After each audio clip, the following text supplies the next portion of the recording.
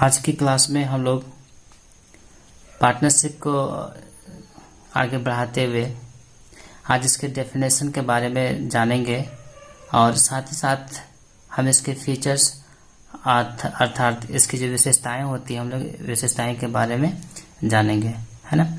तो मैंने previous class में आपको बताया था कि पार्टनरशिप क्या होता है और इससे पहले मैंने आपको बताया था कि सोल ट्रेडिंग क्या होता है। मैंने आपको ये बता दिया था वहाँ पे कि सोल ट्रेडिंग में अर्थात एकल व्यापार में एक व्यक्ति अपने व्यापार में पूंजी लगाता है तथा उससे होने वाले लाभ व हानि को क्या करता है, वो खुद वहन करता है।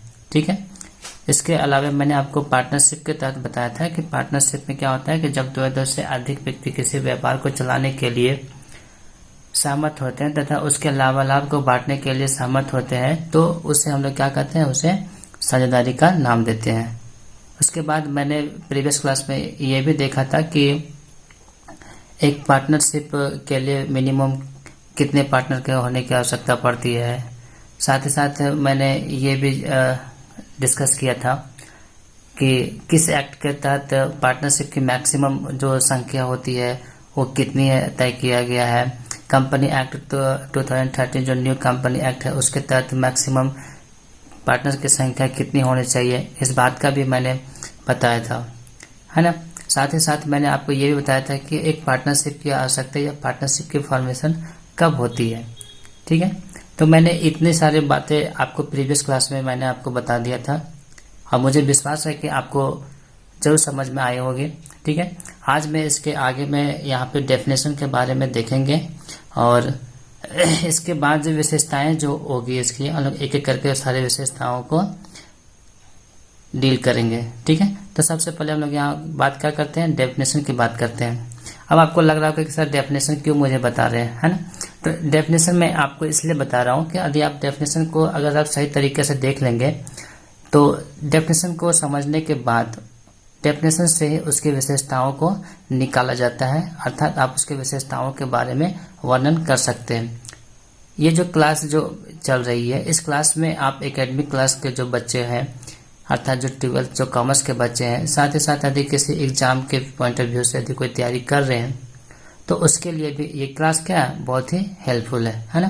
तो सबसे पहले हम लोग क्या करते हैं, डेफिनेशन को देखते हैं। उसके बाद डेफिनेशन के आधार पर जो हम लोग क्या करेंगे, एक एक करके विशेषताएं निकालेंगे और उस विशेषताओं को हम लोग देखने का प्रयास करेंगे। ठीक है। तो स्टार्ट करते हैं आज के डेफिनेशन के साथ में। तो यहाँ पे देखते हैं कि पार्टनरशिप की डेफिनेशन क्या दिया गया है ना। तो सबसे पहले हम लोग देखेंगे कि इंडियन पार्टनरशिप एक्ट, ये जो है इंडियन पार्टनरशिप एक्ट 1932 के तहत पार्टनरशिप की क्या डेफिनेशन दी गई है हम लोग इसको देखते हैं। बोलते हैं partnership is the relationship between persons. Partnership क्या है, व्यक्तियों के बीच का एक संबंध है ना। Partnership is the relationship between person who have agreed to share, वो क्या करते हैं, who have agreed to share profit of a business. क्या करते हैं, वो व्यवसाय के जो प्रॉफिट जो होते हैं, जो लाभ होते हैं उसको बांटने के लिए सहमत होते हैं, है ना। एंड नेक्स्ट बोलता है कि कैरिड ऑन बाय ऑल, है ना। कैरिड ऑन बाय ऑल का मतलब होता है कि उन सबके द्वारा या any of them acting for all. इसका मतलब यह होता है कि बिजनेस उन सबके द्वारा चला जा सकता है या फिर उनमें से किसी एक के द्वारा, है ना। तो बेसिकली यहाँ पे डेफिनेशन में क्या बोलता है कि पार्टनरशिप जो है वो क्या है, वो व्यक्तियों के बीच एक रिलेशन है जो व्यवसाय में होने वाले प्रॉफिट को आपस में बांटने के लिए सहमत होते हैं तथा व्यवसाय उन सभी के द्वारा या उनमें से एक के द्वारा व्यवसाय का संचालन किया जा सकता है। तो इस प्रकार से यहाँ पे डेफिनेशन दिया गया है। ठीक है। इसके बाद हम लोग देखेंगे एक एक करके यहाँ से निकलने वाले सारे फीचर्स को देखेंगे, है ना। तो सबसे पहले स्टार्ट करते हैं इसके फीचर से।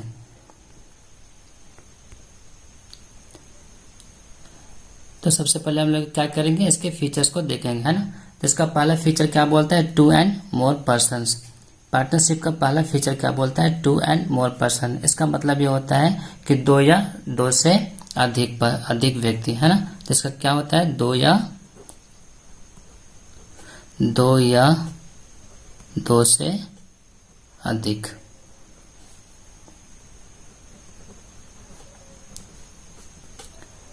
अधिक व्यक्ति।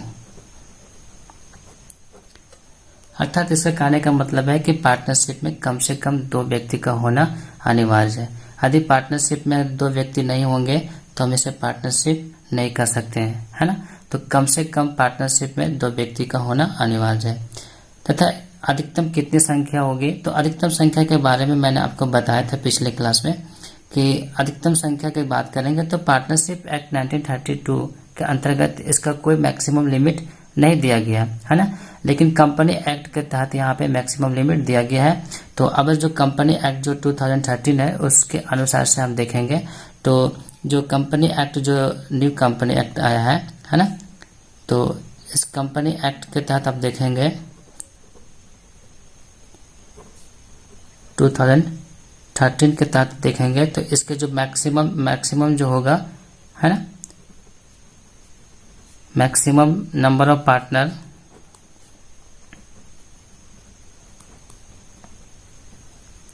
कितना है, यहाँ पे 100 है ना। मैक्सिमम नंबर ऑफ पार्टनर कितना है, 100 है। यानी इससे ज़्यादा यदि पार्टनर होंगे तो हम इसे पार्टनरशिप नहीं कर सकते हैं, ठीक है। इसके बाद हम लोग नेक्स्ट फीचर की बात करते हैं। नेक्स्ट फीचर हमारा क्या, हमारा दूसरा यहाँ पे फीचर क्या है, एग्रीमेंट है ना। एग्रीमेंट पार्टनरशिप के तहत एग्रीमेंट में यहाँ पे ये बातें आती है कि पार्टनरशिप का जब भी बात करेंगे तो पार्टनरशिप का जो फॉर्मेशन जो होता है, यहाँ पे पार्टनरशिप का जो फॉर्मेशन होता है वो क्या होता है, वो एक एग्रीमेंट के द्वारा होता है। यहाँ पे किसी प्रकार के किसी लॉ के तहत यहाँ पे पार्टनरशिप का फॉर्मेशन नहीं होता है, बल्कि जो पार्टनर्स होते हैं वो क्या करते हैं, आपसे इच्छा अनुसार से क्या करते हैं, आपस में 2-4 पर्सन मिलकर किसी व्यवसाय को चलाने के लिए एग्री होते हैं। तो इस प्रकार से हम यहाँ पे कह सकते हैं कि पार्टनरशिप का जो फॉर्मेशन होता है वो एग्रीमेंट के तहत होता है। इसलिए पार्टनरशिप की एक विशेषता क्या है, एग्रीमेंट है ना। और इसमें किसी प्रकार का कोई जो लॉ वगैरह है, इसका लॉ से कोई फॉर्मेशन इसमें नहीं होता है। एक्सेप्शन इसका जो है हिंदू अनडिवाइडेड फैमिली जो है उसका जो फॉर्मेशन होता है वो एक लॉ के तहत होता है, लेकिन पार्टनरशिप का जो फॉर्मेशन जो जनरली जो होता है वो एक एग्रीमेंट के तहत होता है, ठीक है। इसके बाद हम लोग इसके नेक्स्ट पढ़ेंगे। पार्टनरशिप के नेक्स्ट फीचर्स क्या है। नेक्स्ट फीचर्स यहाँ पे बोलता है एग्जिस्टेंस ऑफ बिजनेस, मतलब व्यवसाय का होना, ठीक है। ये पार्टनरशिप की सबसे बड़ी विशेषताएं होती है कि पार्टनरशिप क्या हो सकता है, क्या होती है, उसमें व्यवसाय का होना जरूरी है। मान लेते हैं कि पार्टनरशिप के तहत यदि हम एक एग्जांपल लेते हैं, सपोज मान लेते हैं कि मुझे एक कार खरीदनी है, ठीक है, और मैंने क्या किया है कि मैंने इसके लिए एक और व्यक्ति को अपने में सम्मिलित किया और दोनों ने कोई क्या किया कि पैसे को मिलाकर हमने एक कार परचेज किया, ठीक है। तो इस प्रकार से हम लोग यहाँ पे कार परचेज करने को हम लोग ये नहीं कर सकते कि हम लोग के बीच में कोई पार्टनरशिप है ना। पार्टनरशिप का सिंपल से मतलब यहाँ पे बोलता है कि एग्जिस्टेंस ऑफ बिजनेस, मतलब पार्टनरशिप में व्यवसाय का होना अनिवार्य है। यदि पार्टनरशिप में यदि किसी प्रकार का कोई बिजनेस नहीं होती है तो वैसी स्थिति में हम उसे पार्टनरशिप नहीं कर सकते हैं, ठीक है। तो इसलिए पार्टनरशिप की एक विशेषता क्या है, एग्जिस्टेंस ऑफ बिजनेस का है। पार्टनरशिप की नेक्स्ट यहाँ पे विशेषता है प्रॉफिट मोटिव, ठीक है। प्रॉफिट मोटिव का मतलब हो गया यहाँ पे इसका जो उद्देश्य होना चाहिए वो क्या है, लाभ कमाने के उद्देश्य से होना चाहिए। यदि किसी भी पार्टनरशिप का उद्देश्य यदि लाभ कमाना ना हो करके बल्कि किसी समाज का सेवा करना हो तो हम उसे यहाँ पे पार्टनरशिप एज ए बिजनेस के रूप में नहीं जान सकते, है ना। तो पार्टनरशिप की एक विशेषता क्या होना चाहिए, यहाँ पे इसका जो प्रॉफिट मोटिव होना चाहिए, मतलब इसका जो उद्देश्य जो होना चाहिए वो लाभ कमाना होना चाहिए। और यदि वो सेवा भाव से करता है तो हम लोग इसको पार्टनरशिप के तहत यहाँ पे नहीं रख सकते हैं। अब पार्टनरशिप के नेक्स्ट फीचर्स क्या है, sharing of profit. Sharing of profit का मतलब होता है कि जब पार्टनर क्या करते हैं, मिलकर किसी व्यवसाय को चलाते हैं तो व्यवसाय के चलाने के बाद जो प्रॉफिट होता है उस प्रॉफिट को क्या करेंगे, सारे जो उसमें जो पार्टनर्स होंगे सारे पार्टनर्स आपस में डिवाइड करेंगे, ठीक है। यदि वो प्रॉफिट का डिवाइड नहीं करते, सपोज मान लेते हैं कि यहाँ पे कोई बिजनेस है जिसमें से ये है, बी है और सी है, इन तीनों के बीच में एक पार्टनरशिप चल रहा है, ठीक है। इस बिजनेस में यदि मान लेते हैं कि यहाँ पे किसी प्रकार का प्रॉफिट हुआ है ना, बिजनेस चलाने से जो प्रॉफिट हुआ है, इस प्रॉफिट का जो डिस्ट्रीब्यूशन होगा वो ए में भी डिवाइड किया जाएगा, बी में भी डिवाइड किया जाएगा और सी में डिवाइड किया जाएगा। तो जाहिर सी बात है कि यहाँ पे जो प्रॉफिट है उसका शेयर होना चाहिए, है ना। यदि प्रॉफिट से किसी भी पार्टनर को यदि वंचित रखा जाता है तो वैसे स्थिति में हम इसे पार्टनरशिप नहीं कर सकते हैं, है ना। तो पार्टनरशिप की एक विशेषता क्या है कि यहाँ पे प्रॉफिट का डिस्ट्रीब्यूशन या प्रॉफिट का शेयर होना बहुत ही जरूरी है। पार्टनरशिप के नेक्स्ट फीचर्स क्या कहता है कि business carried on by all या एनी ऑफ देम। बिजनेस क्या है कि जितने भी पार्टनर्स हैं उन पार्टनर्स के सम्मिलित रूप से भी चलाया जा सकता है या तो फिर उन पार्टनर्स की सहमति से किसी एक व्यक्ति के द्वारा भी व्यवसाय को संचालित किया जा सकता है। तो इस प्रकार देखेंगे ये भी क्या एक बिजनेस की फीचर है ना, सॉरी पार्टनरशिप का एक क्या है, एक फीचर है। नेक्स्ट यहाँ पे देखेंगे हम लोग अनलिमिटेड लायबिलिटीज, है ना। अनलिमिटेड लायबिलिटीज का मतलब ये होता है कि पार्टनरशिप की हम जब बात करते हैं तो यहाँ पे जितने पार्टनर्स होते हैं उन पार्टनर्स का जो लायबिलिटी होता है वो क्या होता है, अनलिमिटेड होता है। अनलिमिटेड इन द सेंस क्या होता है कि यदि मान लेते हैं कि हम यदि मान लेते हैं कि ये एंड बी, है ना, ये क्या करता है, कोई मिलकर किसी बिजनेस को चला रहे होते हैं, ठीक है। अब मान लेते हैं कि यहाँ पे इन्होंने 1 लाख रुपए या 2 लाख रुपए का किसी से लोन लेकर रखा हुआ है और ये बिजनेस से यहाँ पे इस लोन का चुकता नहीं कर पा रहे हैं, है ना।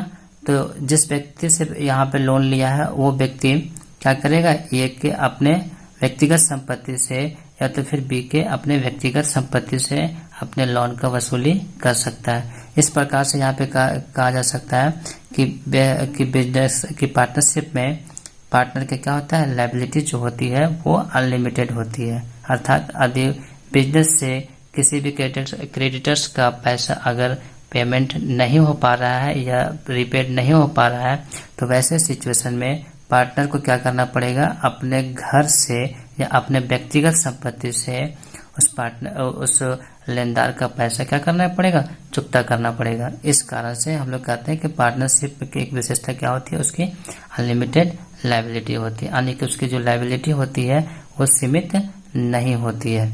इस प्रकार से हमने देखा कि एक पार्टनरशिप की ये निम्नलिखित विशेषताएं हैं, है ना। तो आप इन सारी विशेषताओं को एक बार फिर से देखेंगे, है ना, और देखने के बाद आप इसे ध्यान से पढ़ेंगे और सारे बातें को याद रखेंगे। देखिए क्वेश्चन यहाँ पे कैसे अरेंज होते हैं, मैं 2 मिनट 3 मिनट में आपको बताता हूँ कि एग्जाम में क्वेश्चन कैसे कैसे पूछे जाते हैं, ठीक है। तो सबसे पहला इस विशेषता की बात करेंगे तो यहाँ पे पहला क्वेश्चन अरेंज करता है कि पार्टनरशिप में कम से कम कितने व्यक्तियों का होना अनिवार्य है, ठीक है। तो आपका आंसर क्या होगा, आपका यहाँ पे आंसर क्या होगा, कम से कम 2 व्यक्ति का होना अनिवार्य है, ठीक है। नेक्स्ट यहाँ पे आपसे पूछा जा सकता है कि पार्टनरशिप का जो फॉर्मेशन होता है वो एग्रीमेंट के तहत होता है या किसी लॉ के तहत होता है। तो आपका आंसर क्या होगा, आपका आंसर क्या होगा कि एग्रीमेंट के तहत क्या होता है, पार्टनरशिप का निर्माण होता है, ठीक है। नेक्स्ट यहाँ पे बोलता है एग्जिस्टेंस ऑफ बिजनेस। एक क्वेश्चन यदि यहाँ पे फॉर्म करेगा तो क्वेश्चन यहाँ से भी अरेंज होता है कि बिजनेस का लीगल होना अनिवार्य है या नहीं है ना। तो जाहिर सी बात है कि आपको पार्टनरशिप की बात करते हो या तो फिर कहीं भी बिजनेस की बात करते हैं तो बिजनेस का लीगल होना अनिवार्य है, ठीक है। उसके बाद यदि पूछा जाए कि पार्टनरशिप का जो मोटिव होता है वो प्रॉफिट मोटिव शेयर करने का होता है या नहीं होता है, तो आपका आंसर क्या होगा, जो प्रॉफिट जो होता है उसको शेयर करने के लिए मोटिव का होना आवश्यक होता है, ठीक है। तो आप इतने सारे यहाँ पे पढ़ेंगे और क्वेश्चन को देखने का प्रयास करेंगे। एक नेक्स्ट क्वेश्चन यहाँ पे भी आ सकता है कि मैक्सिमम नंबर ऑफ पार्टनर कितने हैं, तो आंसर का आपका क्या हो जाएगा, 100 होगा, ठीक है। तो इस प्रकार से आप इसको अच्छे से देखेंगे और याद करेंगे जिससे आपके एग्जाम में एक भी प्रश्न छूटने नहीं चाहिए, ठीक है। धन्यवाद।